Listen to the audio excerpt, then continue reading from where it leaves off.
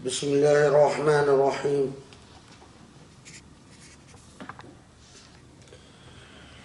وسبحان الله العلي العظيم والحمد لله رب العالمين ونشهد أن لا إله إلا الله وحده لا شريك له ونشهد أن محمدًا رسول الله خاتم الرسل والأنبياء أجمعين مرسل رحمة للعالمين ونصلي ونسلم ونبارك على محمد وعلى آله الأطهار الميامين وعلى أصحابه الطيبين وعلى من اتبعه بإحسان إلى يوم الدين. سبحان الله نؤمن به ونستعينه ونستجيره ونستهديه فإنه حقا من هدى الله فلا مضل له ومن يضلله فلا هادي له. ونتوسل إليك يا الله ونتوسل إليك أن تقسم لنا من خشيتك ما يحول بيننا وبين معاصيك وأن تقسم لنا من رحمتك ما يقربنا من طاعتك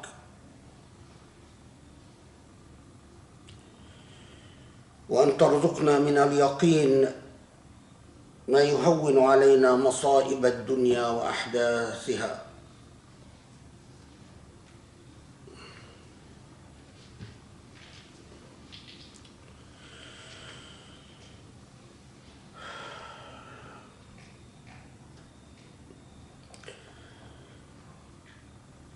A people have an energy. However you define a unit of people, every unit of people have a prevailing energy. The energy that is characteristic of a people, however defined,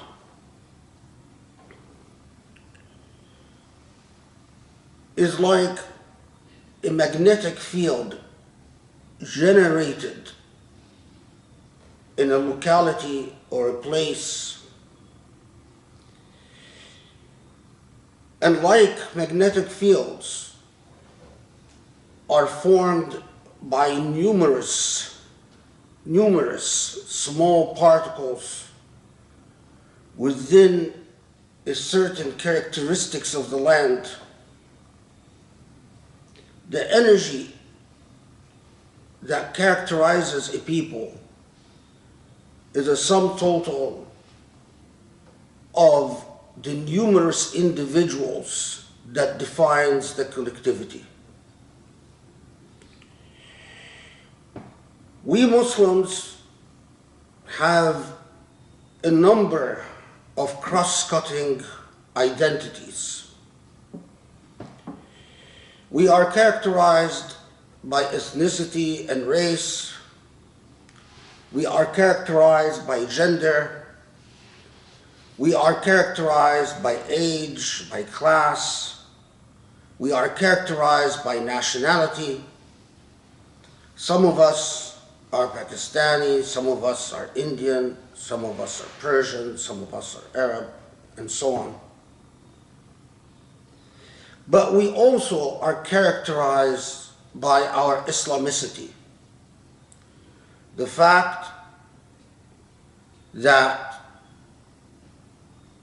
at least in theory, we all have the same referential, authoritative, textual source.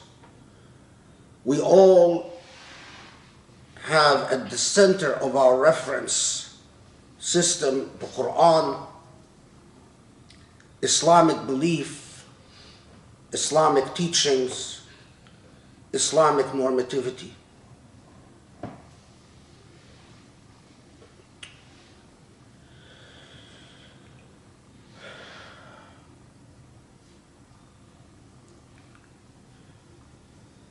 The Islam that characterizes us is a sum product of what we generate in our consciousness, what we think about, what preoccupies our minds, the systems of knowledge that we pursue and we instill within us, within our families, within our friends. Whether you realize it or not, from the moment you wake up to the moment that you go to sleep, you are actively engineering the energy that characterizes a people. You are actively engineering that magical thing, that magical intangible thing that we call the culture of a people. The culture of a people is the sum total of what people consider to be authoritative, influential, persuasive, imperative, pressing in their lives. SubhanAllah,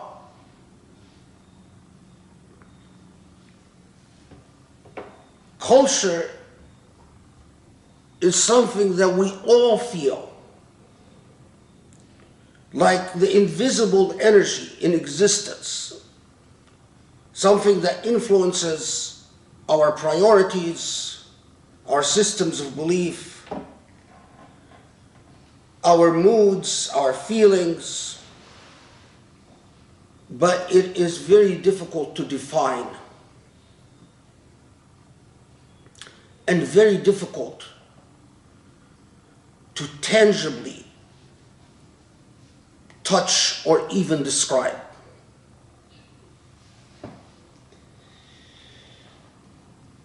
To put it simply, what each of us thinks about from the moment they wake up to the moment they go to bed, and even what they dream about, is affirmatively and directly constructing what defines us as a people. And while what defines us is complex, because we come from different classes, different ethnicities, different nationalities,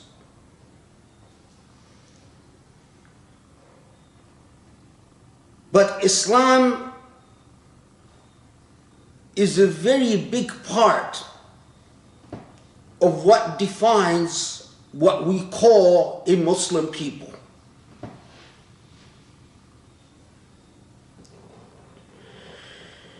While I'm teaching, the course that I teach is public international law. And in the course of teaching this course, I asked my class, how many people in class know the story of the Bosnian rape camps?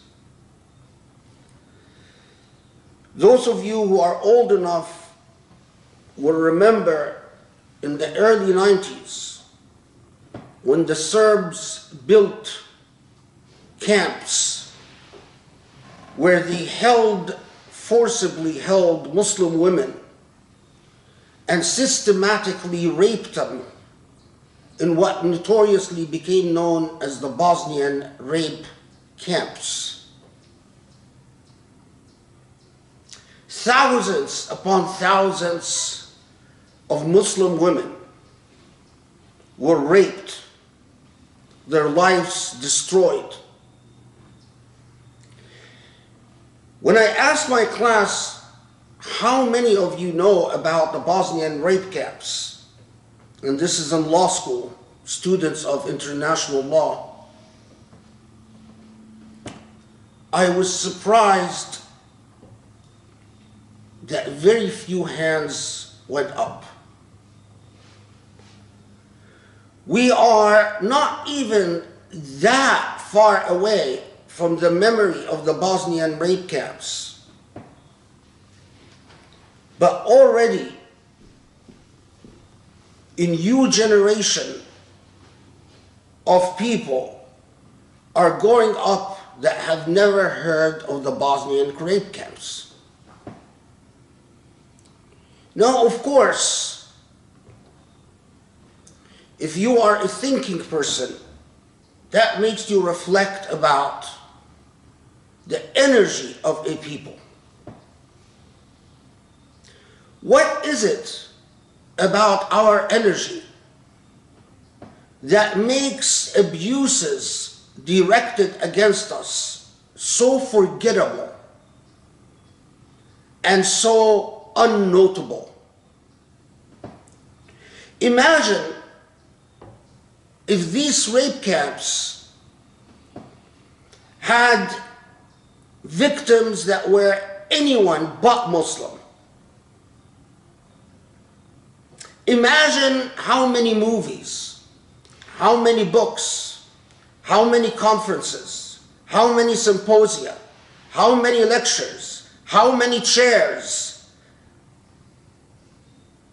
Imagine how many memorial museums would document and speak and elaborate and investigate and compensate the systematic abuses that were inflicted upon a people. As I looked at my students with their young faces, the lawyers of tomorrow, of course, all of them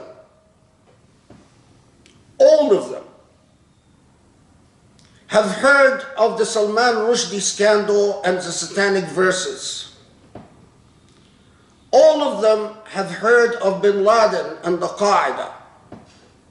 All of them have heard about ISIS. But very few of them had heard about the Bosnian rape camps. Who's responsible? What does this tell us about us as a people?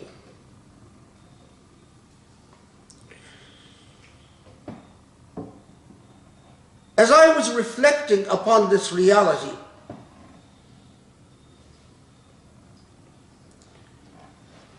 I started reading an interview by an author of a book that had just come out.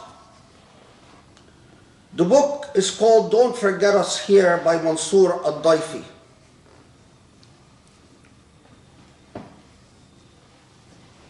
In the book, Mansour al-Daifi documents how he was a young student in Yemen, a budding academic, full of dreams about becoming a scholar, goes to Afghanistan to do research,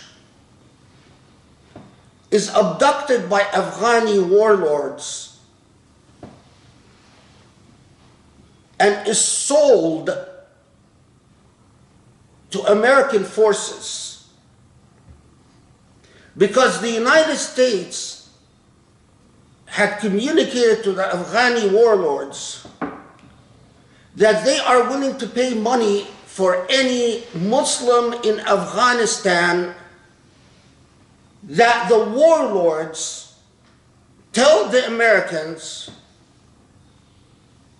is a possible terrorist.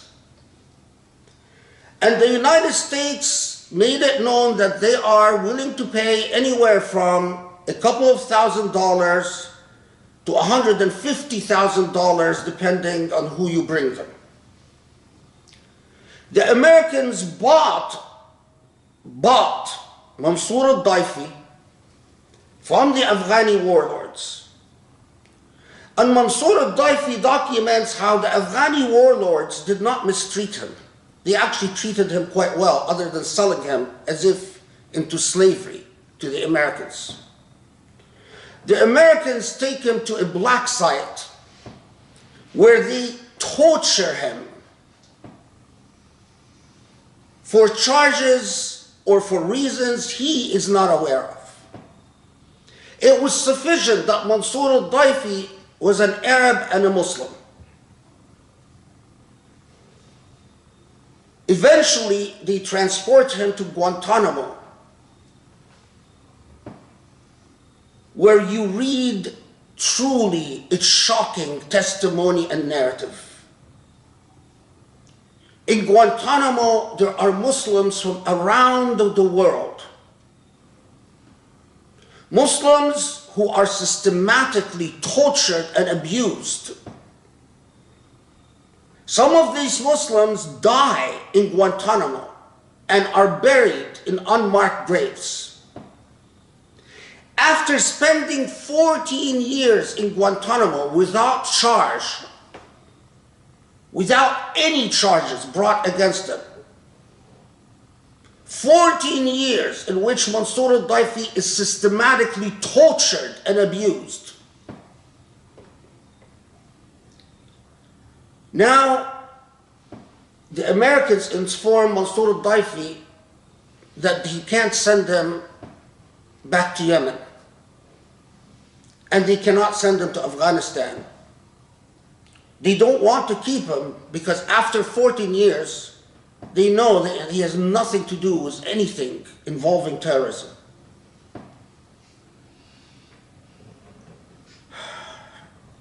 So do you know what happens? Mansour al-Daifi has a choice. He can be sent to Saudi Arabia, where Saudi Arabia will promptly imprison him in a secret prison for life, or the United States offers money to any country that is willing to take the victims of Guantanamo. So the United States pays money to grab Muslims from around the world, bring them to Guantanamo, where they are systematically tortured. Some of them die under torture. And then the United States offers money to any country that will take those that the United States has realized have nothing to do with terrorism. There isn't a single Muslim country that is willing to take Mansour al-Daifi, other than Saudi Arabia, but his fate will be a prison for life. So what country takes Mansour al-Daifi? Serbia. Serbia, the one responsible for the Bosnian rape camps. And why Serbia takes Mansour al-Daifi? Because they want American money, not because they like Muslims. And in Serbia, where Mansour al-Daifi remains today, begins a new legacy of abuse, human rights violations, and mistreatment. And this is someone who has nothing to do with terrorism. But as I sit and reflect upon what I've just read, I remember the Muslim chaplain, the first Muslim chaplain hired by the American government to go to Guantanamo, and remember the book that he published years ago, where he documents how, because he protested the torture and mistreatment of Muslims in Guantanamo, because he protested that soldiers in Guantanamo desecrated the Quran and urinated on the Quran and defecated on the Quran, he was in turn arrested, although he is a graduate of West Point. His only crime is that he was a Muslim protesting abuses. He was arrested, tortured, charged, and ultimately not convicted. and after years of torture and abuse, he was simply released. I remember the numerous books I've read, testimonials written by Muslims, documenting how they were tortured, abused, humiliated, held in Guantanamo for years, and then released eventually to the custody of one country or another without charge, without conviction.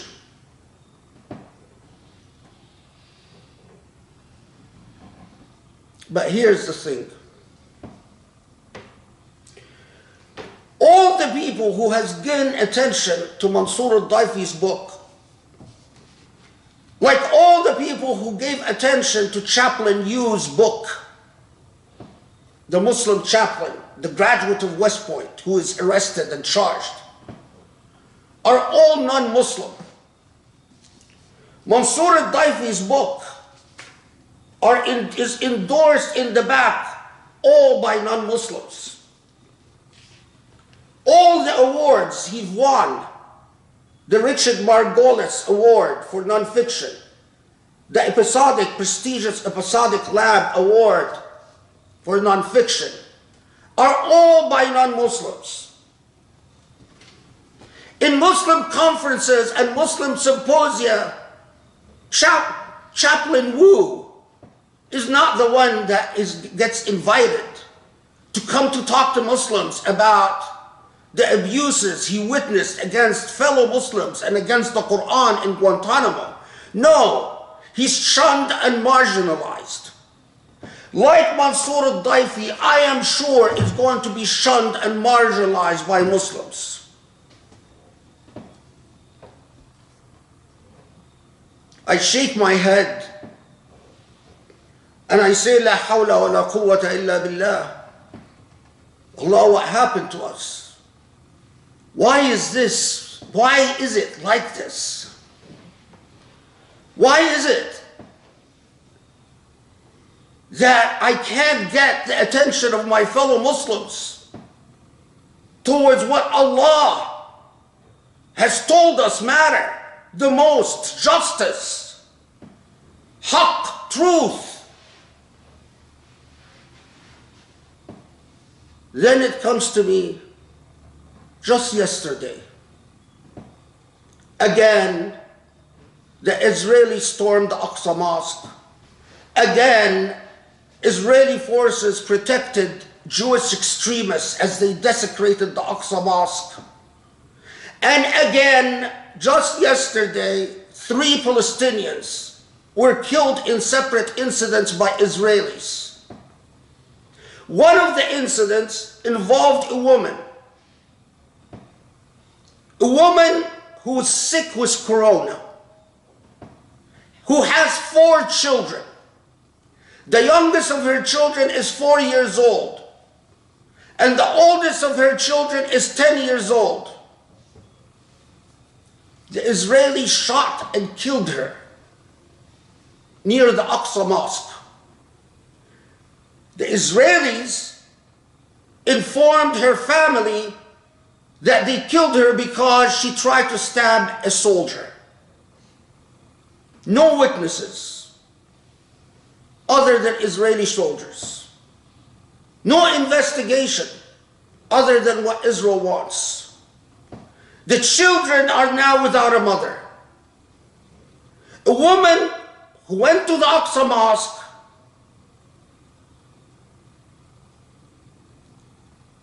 leaving her children behind at home was killed without explanation. But yet, who cares? Just more Palestinians killed by Israelis after the Aqsa Mosque is desecrated. So I checked the news. Any Muslim country condemned? Any Muslim country protested? Any Muslim country objected? Nothing. And as I'm sitting there trying to figure out what to talk to you about in the khutbah, I find on my iPad a video of a Hindu journalist stomping on the body of a Muslim in India, Assam province. Why? Because the nationalistic Hindu government in India, the Hindu nationalist government, while political Islam is haram, political Hinduism is not. And political Buddhism is not in Myanmar. And political Christianity is not in Germany and in Holland and in so many European countries, in Poland, in Italy. The Hindu government in India, although there are 200 million Muslims in India, yet again, the Hindu government, those 200 million Muslims are the poorest in India. They have the worst jobs in India. India is becoming quickly an apartheid regime against Muslims in India.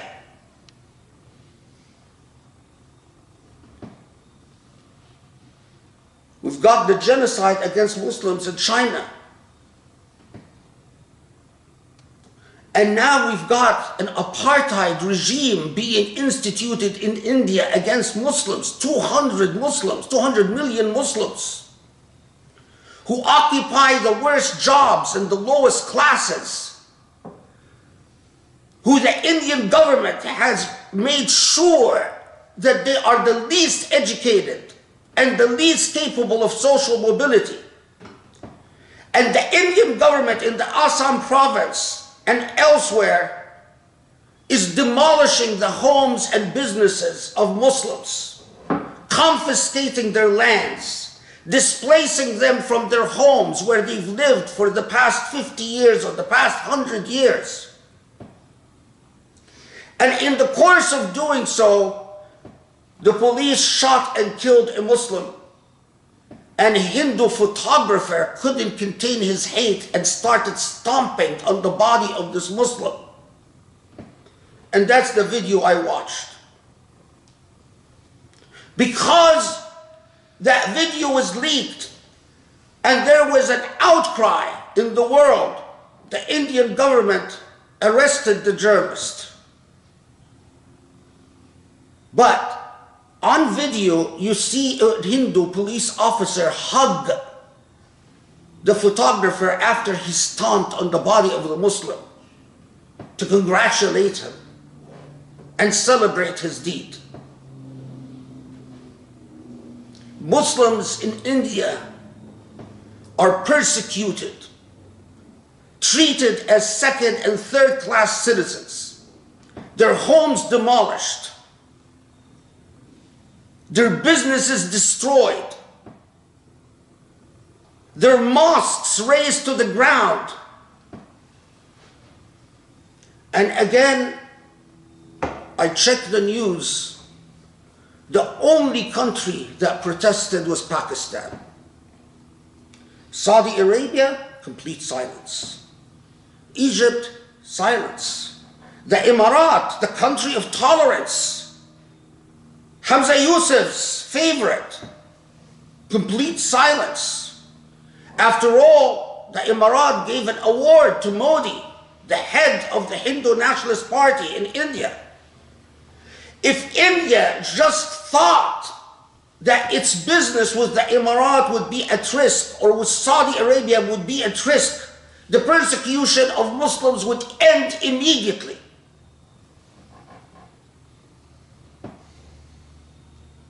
So I sit and I ask, what occupies your mind?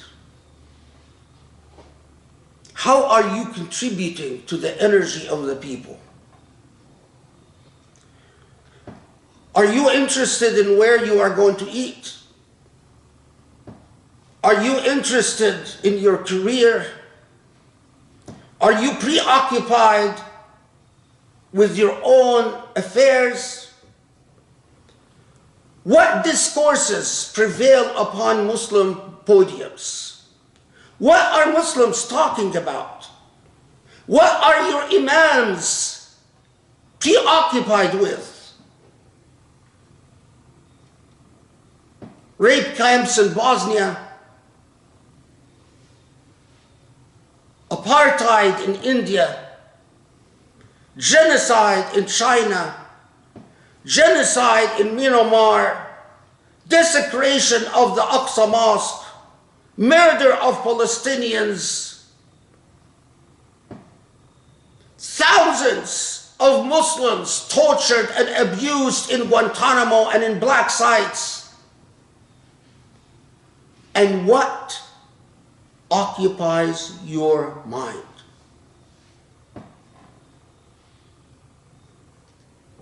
What do you think about? What do you expect your Imams to think about? What do you like to hear from your Imams? Every time you decide to think about something, you are testifying before God.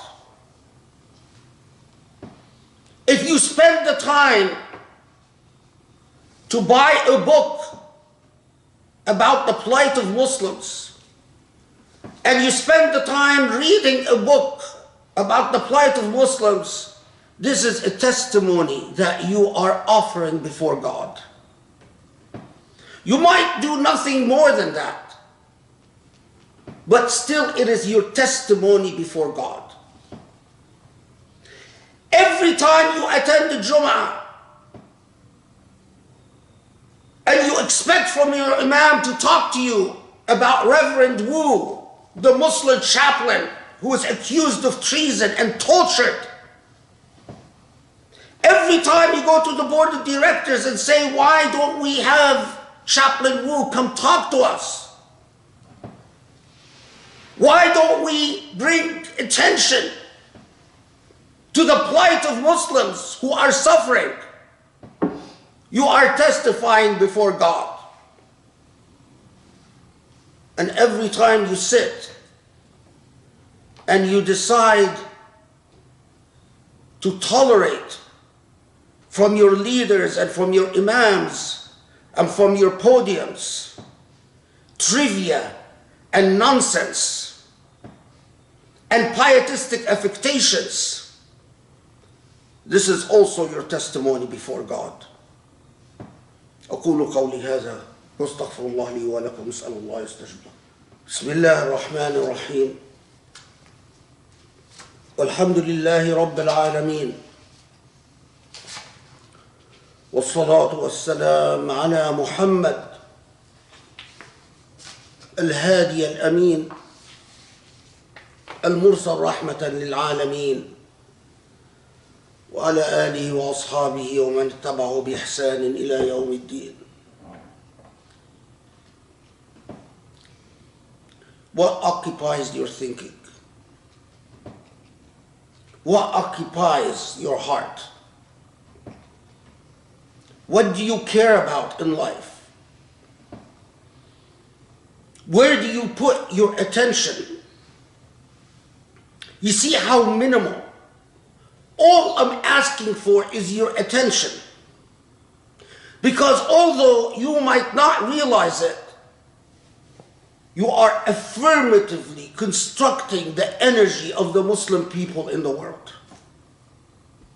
You are affirmatively communicating that either we Muslims are worth something, or you are communicating that we Muslims are worthless. Why? Why is it that non-Muslims are the ones that buy the books written by Muslims about the abuses they suffered in Guantanamo? Why is it that all the attention they get, All the concern they get is from non-Muslims. Why? But you see, everything is connected. Everything is related. Last week, I talked about the plight of the people right in the heart of our fold. Your sisters and your daughters, Muslim women, exploited and abused by men who are in a position of authority, charismatic, moral, spiritual authority.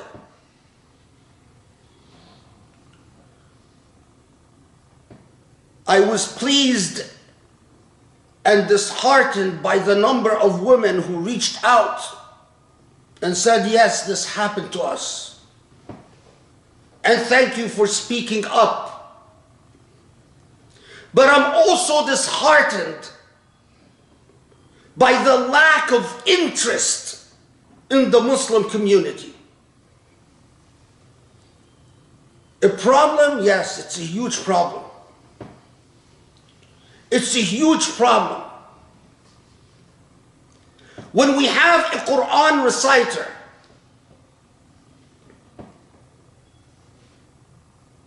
and the testimony of over 14 women who testify that on separate, independent occasions, that Quran reciter not only sexually harassed them, no, that he gave them roofies, knocked them out, raped them. In the testimony of these women, for years, since at least 2013, that Quran reciter have sexually assaulted in repeated known patterns numerous women, not only sexually, but even verbally and physically. A Quran reciter who got to the point of, after raping a woman, all of them very young, very inexperienced, as she was crying, he turned on the recording of his own Quranic recitation, of him reciting the Quran to try to comfort her.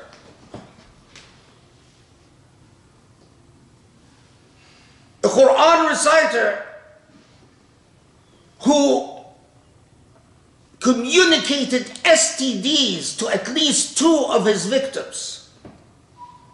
One of his victims, because of the STD that she received from him, now has cervical cancer. And then I spend a good portion of the night reading the Facebook of this Quran reciter. And I don't see any trace for the women victims who are shamed, marginalized, excluded. All of them were very young, and he knew that. And then people sit there, people who are incompetent, illiterate about Islamic law, although they are on shura councils, and called mullahs and hazrat this and hazrat that. They sit there and say, well, you know, these women don't have 4 witnesses. They have to be careful, because if they don't have 4 witnesses, then they'll be subject to the laws of qazf. Ignorant, illiterate. The 4 witnesses are there when you are going to implement the had punishment of stoning or flogging. You don't need 4 witnesses. When it is an allegation of abuse, not involving had, but involving condemning and shaming and warning and protecting.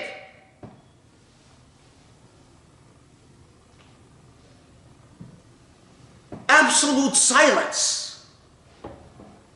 But isolating these women, shaming these women, communicating to them that they don't matter.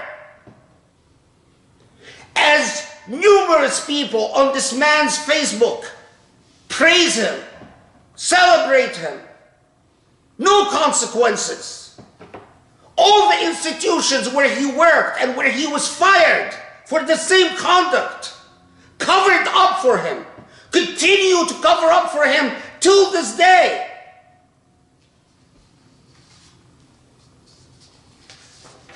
And then there's the fellow, Muhammad Abdullah Salim, 77 years old, the founder of the Institute for Islamic Education in Elgin, convicted of sexual abuse. This is public knowledge. Pled guilty to sexually abusing a minor. Unfortunately, was given a slap on the hand when he got probation for 3 years. But again, after all, he claims to be a religious authority, a Hazrat this and Hazrat that. And probably the prosecutor didn't want to re-traumatize the victims. But he is a registered sex offender, not allowed to be within 500 feet of a school, not allowed to be in the presence of women in private, especially minors. And I'm shocked that although he is a convicted, registered sex offender, where the testimony on record, public record, of the women that was abused by this man is horrendous and terrifying, he's still invited to Islamic conferences and Islamic institutions and still praised as Hazrat this and Hazrat that. The energy of a people, their collective moral judgment, the energy of a people, their collective moral judgment.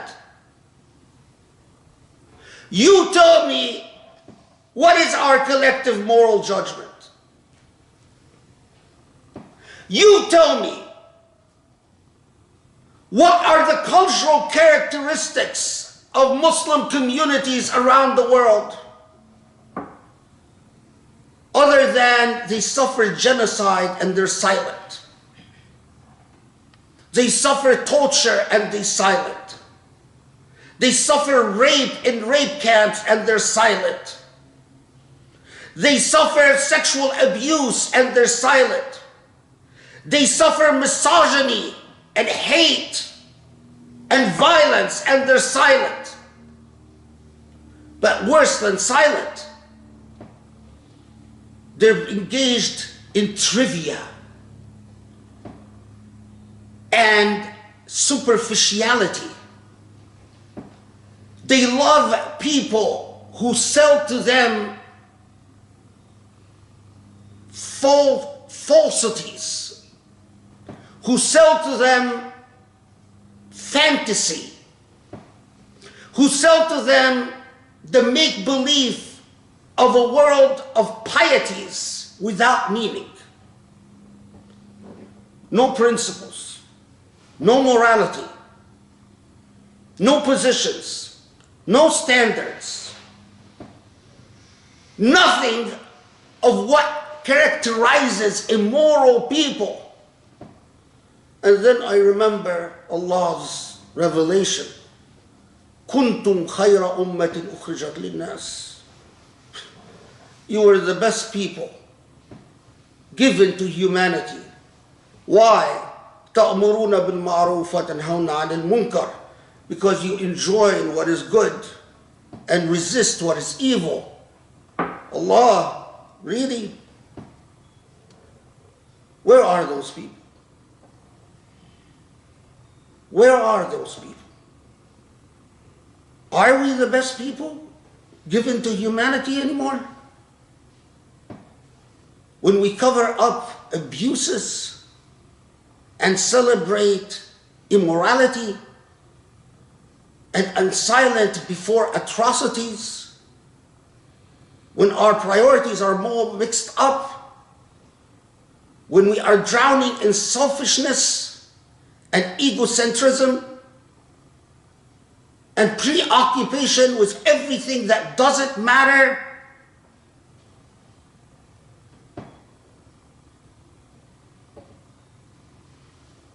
how many of us feel morally compelled to spend a few dollars to just support honest testimony of a fellow Muslim whose life was destroyed for no reason other than prejudice and ignorance and Islamophobia? How many of us thought of inviting Chaplain Woo, our Muslim brother, who is treated so unjustly by his own country? How many of us thought, instead of celebrating those people who are in Shaykh clothes, those wolves in Shaykh clothes, inviting honest voices that educate us about our rights, that raise our consciousness, that uplift our morality, that make us a people that stand for something? لا حول ولا قوة إلا بالله. لا حول ولا قوة إلا بالله. لا حول ولا قوة إلا بالله. اللهم اعف عنا. اللهم اغفر لنا. اللهم ارحمنا يا رب العالمين. اللهم اهدنا لأقرب من هذا رشدا يا الله. Allah, forgive our sins. Grant us guidance in the straight path. Enable us to be better Muslims, better human beings. Teach us morality and virtue and ethics, because we so woefully need to learn. والصلاة والسلام على محمد وعلى آله وأصحابه وأقم الصلاة.